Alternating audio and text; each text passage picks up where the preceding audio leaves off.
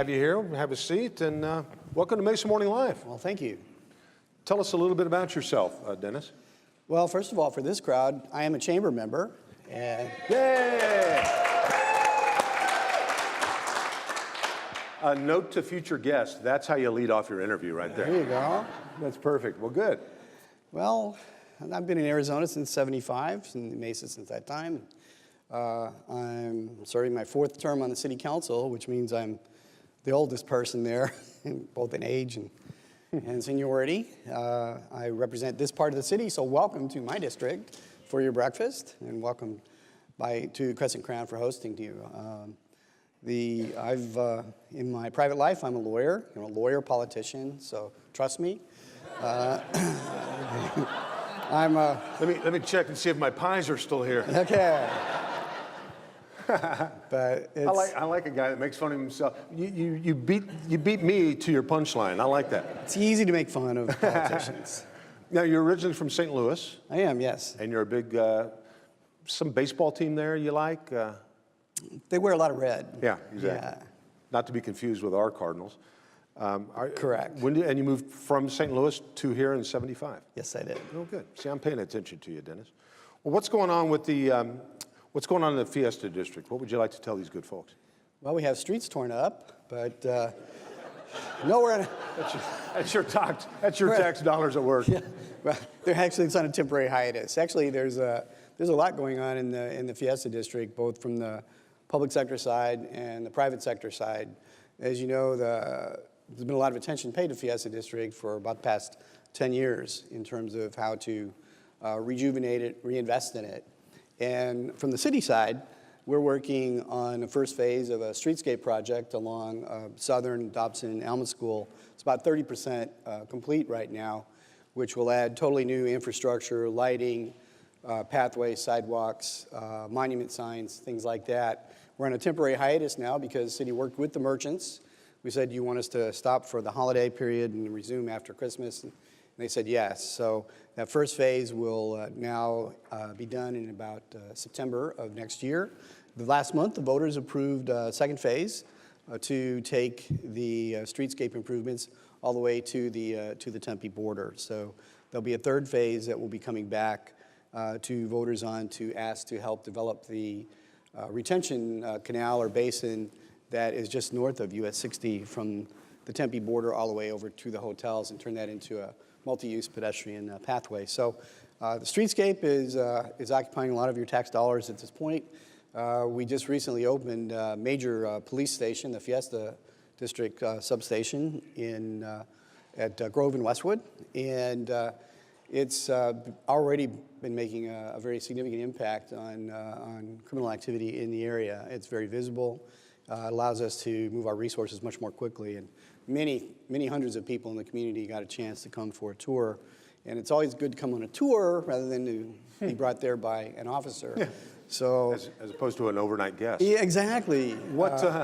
Tell us about the toy drive that I know you were very active in, very successful. Well, this is an effort that began 5 years ago when Cardin Children's Hospital opened.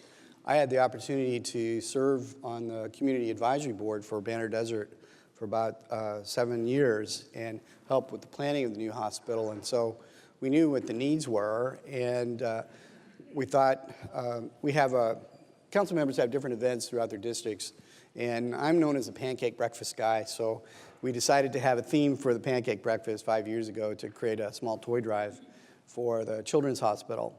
And it has just grown tremendously over the years. And we've had great participation from the last 3 years from students from the East Valley Institute of Technology that have spent their own money to contribute to the toy drive. And on Wednesday morning, I was able to go to the hospital, and we delivered more than 1,000 toys to the hospital. Oh, that's great. And the unique thing about our toy drive is that we've got the cooperation of both the Mesa Fire and Mesa Police Departments. And we had Blue Santa come this year. A couple years ago, the Mesa Police Department initiated the idea of Blue Santa to help families of officers who were killed or injured in the line of duty, but they've been expanding their efforts to assist the community in other areas. And it's nice to see for the kids to see police officers and firefighters, one, working together, but seeing Santa in a blue outfit, that it's somebody you can trust. And it was wonderful to see the look on the kids' faces. They got to go meet Santa, and we set up all the toys in the lobby of the hospital, and the kids were able to pick out the toy that they wanted. And so there were more than a few tears shed by even the SWAT guys who were at the event helping out. So it was kind of unique. The SWAT truck arrived, and Santa was waving out on the top of the turret of the SWAT tank. So that was an interesting. That's cool, because you're going to go to, when Santa's, I mean, when there's gifts at the door, you're going to go. That's how you ought to deliver summons. There you go. Yeah. Well, on a toy with a cop. Well, no, so I'll be collecting the Wells Fargo ornaments, and we'll be, we bring your photo radar summons, we'll, give you an ornament, right? Well, I'll tell you what you guys do. While you were telling these stories, I was looking at the slides. That's awesome. 1,000 toys to the hospital. So thanks for being such a driving part of the community. Does anybody have any questions for Dennis before I turn him loose? Oh, here we go. Yes, sir. No, what that is, that's Mesa Community College is building really a wonderful new, I think 500-seat performing arts center, and that is a great investment in the Fiesta District area. At the same time, that's about an $11-12 million project. They're building a $3 million art gallery on campus, and then they're also going to be starting a student services building, which will be about a $17 million investment. So there's some significant investment there. I didn't realize how visible the art center would be. It's in the old Harkins theaters, but when they put that the space for the risers and things going up the freeway, it became really noticeable. Yeah, it's very cool. Now, what's the boundaries of the Fiesta District, really quick? Officially, the boundaries go from the canal on the west side, the city limits with Tempe, along Southern Avenue over to Extension, and down to just south of US 60. Okay. Are you going to be offering tax incentives once the infrastructure is done to draw businesses to that area so that we can grow the area and get commerce developed there?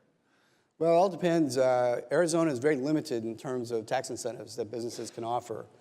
We don't have tax increment financing like every other state in the country does, Mr. Bennett. And so it puts us at a competitive disadvantage because many businesses are coming expecting that, because that is the norm. What Mesa can do is look at providing incentive packages dealing with the utilities that we have.